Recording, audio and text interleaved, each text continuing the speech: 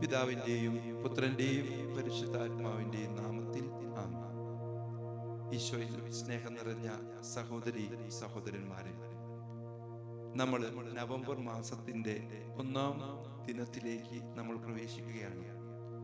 പ്രിയമുള്ളവരെ, ഈ നവംബർ മാസം നമ്മളിൽ നിന്നും, ഈ ലോകത്തിൽ നിന്നും ദൈവസന്നിധിയിലേക്ക് പോയവരെ ഓർമ്മിക്കുന്ന ഒരു മാസമാണല്ലോ. പ്രത്യേകിച്ചും നവംബർ മാസം 1-ാം തീയതി സകല വിശുദ്ധരുടെയും തിരുനാള് ആഘോഷിക്കുന്ന ഒരു ദിവസമാണ്. ആഗോള സഭയില്, പ്രത്യേകിച്ചും ലത്തീൻ സഭയില് അത് വലിയ കാര്യമായിട്ട് ഈ നവംബർ മാസം ആഘോഷിക്കുന്നുണ്ട്. സിറോ മലബാർ സഭയില് ഈ തിരുനാള് മറ്റ് ദിവസത്തിലാണ് ആഘോഷിക്കുന്നത്. എങ്കിലും സാധാരണയായി നമ്മൾ ഈ 1-ാം തീയതി, നവംബർ 1-ാം തീയതി സകല വിശുദ്ധരെയും ഓർമ്മിക്കുന്ന ദിവസം. പ്രിയമുള്ളവരെ, മാമുദീസായിലൂടെ നമുക്ക് ഓരോരുത്തർക്കും നൽകപ്പെട്ടിട്ടുള്ള ഒരു വിളിയാണ് വിശുദ്ധിയിലേക്ക് ഉള്ള വിളി. ഞാനും നിങ്ങളൊക്കെ ഈ വിശുദ്ധിയിലേക്ക് വിളിക്കപ്പെട്ടവരാണ്.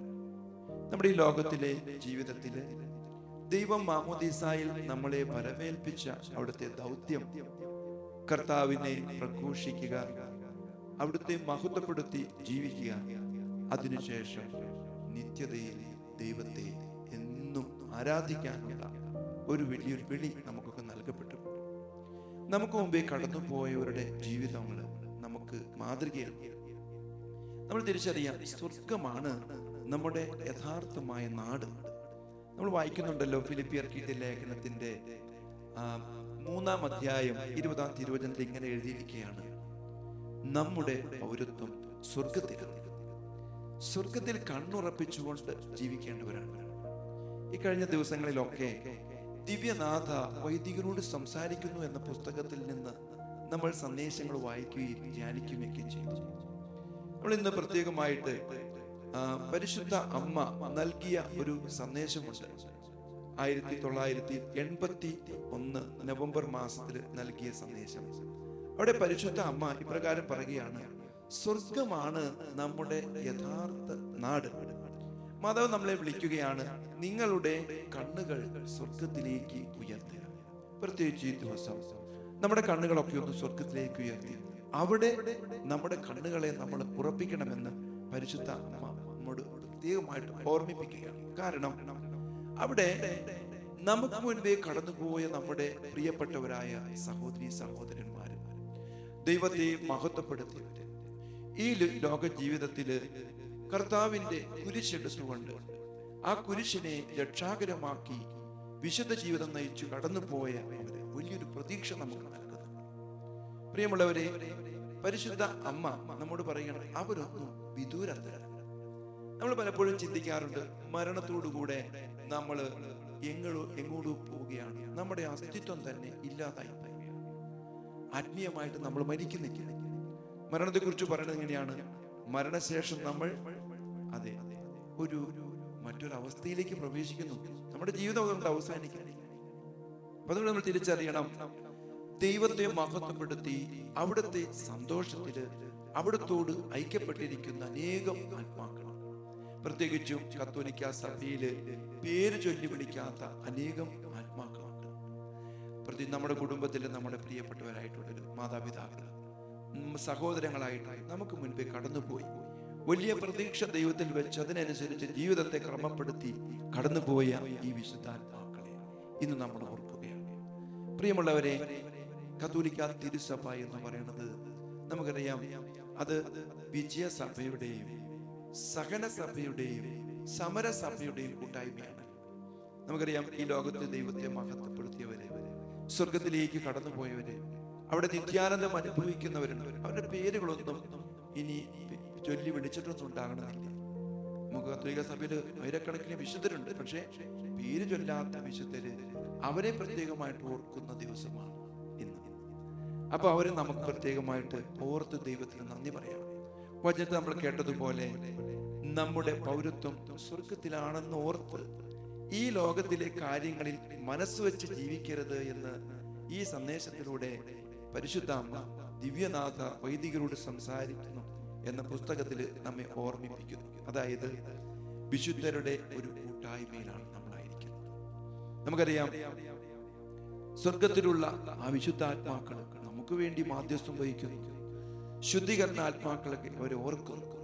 ഈ ലോകത്തിലായിരിക്കുന്ന ആത്മാക്കൾ, നമ്മൾ ഈ സമരസഭയിലായിരിക്കുന്ന നമ്മൾ വിശുദ്ധരുടെ മാധ്യസ്ഥം തേടി പ്രാർത്ഥിക്കുന്നു. അതോടൊപ്പം സഹന സഭയിലുള്ള ആ ശുദ്ധീകരണ ആത്മാക്കളെ പ്രത്യേകമായിട്ട് ഓർക്കുകയും അവർക്ക് വേണ്ടി ബലിയർപ്പിച്ച് പ്രാർത്ഥിക്കുകയും ഒക്കെ ചെയ്യുന്ന ഈ ദിനങ്ങൾ, പ്രത്യേകിച്ചും ഈ നവംബർ മാസം, നമുക്ക് വചനം നമുക്ക് വീണ്ടും പറഞ്ഞു തരികയാണ്. എഫെസ്യർക്കെഴുതിയ ലേഖനം അതിന്റെ 2-ാം അധ്യായത്തിന്റെ 19-ഉം 20-ഉം തിരുവചനങ്ങളിൽ ഇങ്ങനെ വായിക്കുന്നു. അവിടെ പറയുകയാണ്, നിങ്ങൾ വിശുദ്ധരുടെ സഹപൗരനാണ്. നിങ്ങൾ വിശുദ്ധരുടെ സഹപൗരനാണ്. ദൈവഭവനത്തിലെ അംഗങ്ങളാണ്.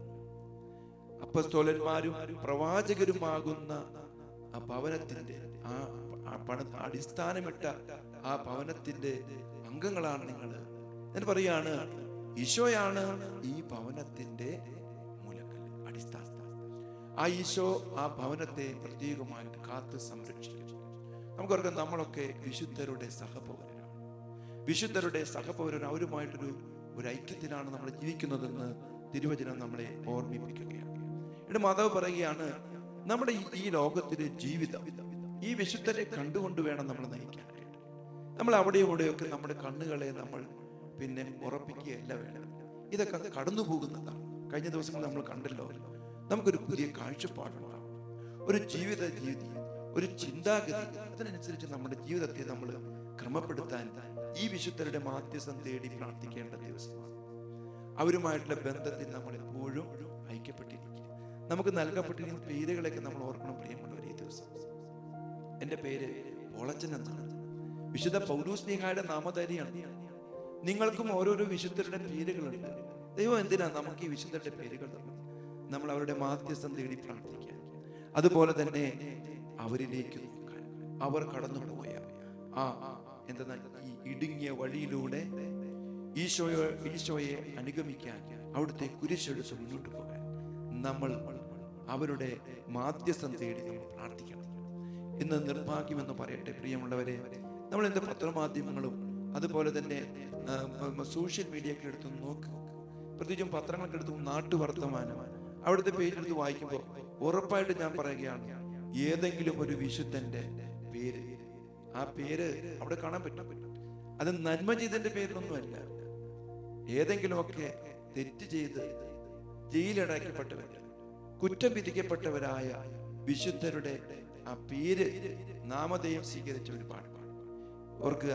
ഇന്ന് ജോസ് എന്ന് പറഞ്ഞ ഉദാഹരണമായിട്ട്, ജോസ് എന്ന് പറയുന്ന ആളുടെ പേര് നമ്മൾ കാണുന്നത് പിടിച്ചു പറിച്ചു, അല്ലെങ്കിൽ അവർക്ക് കത്തിക്കുതി, അതല്ലെങ്കിൽ പീഡനം, ഇതൊക്കെ പേരുകൾ.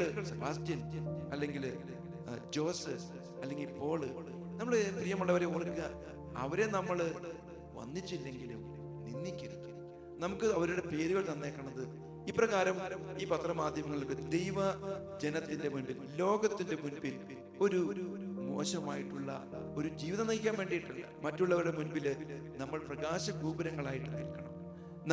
അവരുടെ പേരുകളെ ഇങ്ങനെ വലിച്ചിഴച്ച് ഏറ്റവും മോശമായിട്ട് ചിത്രീകരിക്കാൻ വേണ്ടിയിട്ടല്ല ദൈവം നമുക്ക് വിശുദ്ധരുടെ പേര്. ഈ ദിവസം നമുക്ക് ഓർക്കാം, എൻ്റെ പേര്, വിശുദ്ധന്റെ പേര് എനിക്ക് തന്നേക്കണത് അവരുടെ മാധ്യസ്ഥം തേടാൻ, അവർ ജീവിച്ച വഴി. വിശുദ്ധ പൗലോസ്ലീഹായെ കുറിച്ചൊക്കെ ഞാൻ ഓർക്കുമ്പോൾ ഈശോയെ അറിഞ്ഞതു മുതൽ അദ്ദേഹം തീക്ഷ്ണമതിയായിട്ട് കർത്താവിനെ പ്രഘോഷിച്ച് അദ്ദേഹം പറയുന്നുണ്ട്, എൻ്റെ ജീവിതത്തില് യേശുക്രിസ്തുവിന്റെ സ്നേഹത്തിൽ നിന്നും എന്നെ ആര് വേർപെടുത്തും? എൻ്റെ ജീവിതത്തില് സഹനമോ, അതുപോലെ തന്നെ പട്ടിണിയോ, നഗ്നതയോ, വാളോ, കാരാഗ്രഹമോ എന്തു തന്നെ വന്നാലും ഈശോയുടെ സ്നേഹത്തിൽ നിന്നും എന്നെ വേർതിരിക്കാൻ അതിനാകില്ല. അദ്ദേഹം പറയുന്നുണ്ട്, യേശുക്രിസ്തുവിനെ കുറിച്ച് മാത്രമേ ഞാൻ അറിയാൻ ആഗ്രഹിക്കുന്നു. നിത്യജീവൻ എന്ന് പറയുന്നത് ഈ ഈശോയെ അറിയുക എന്നുള്ളതാണ്. ഈ വിശുദ്ധരെല്ലാം ഈശോയെ അറിയാനായിട്ട് പരിശ്രമിക്കുകയായിരുന്നു. അങ്ങനെയാണ് അവർ വിശുദ്ധരായിട്ട് മാറി. അതിനുവേണ്ടി ഒരുപാട് വില കൊടുത്തവരുടെ ജീവിതത്തിൽ ലോകത്തിലെ നൈമിഷികമായ പലതിനെ ഉപേക്ഷിച്ചു ദൈവസന്നദ്ധിയിൽ കണ്ണുകൾ ഉറപ്പിച്ചുകൊണ്ട് ജീവിച്ചു. സഹനങ്ങളെ രക്ഷാകരമാക്കി മാറ്റി നിയോഗമില്ലാതെ അവരുടെ ജീവിതത്തിൽ ഒന്നും അവർ ചെയ്തില്ല എന്നുള്ളതാണ്.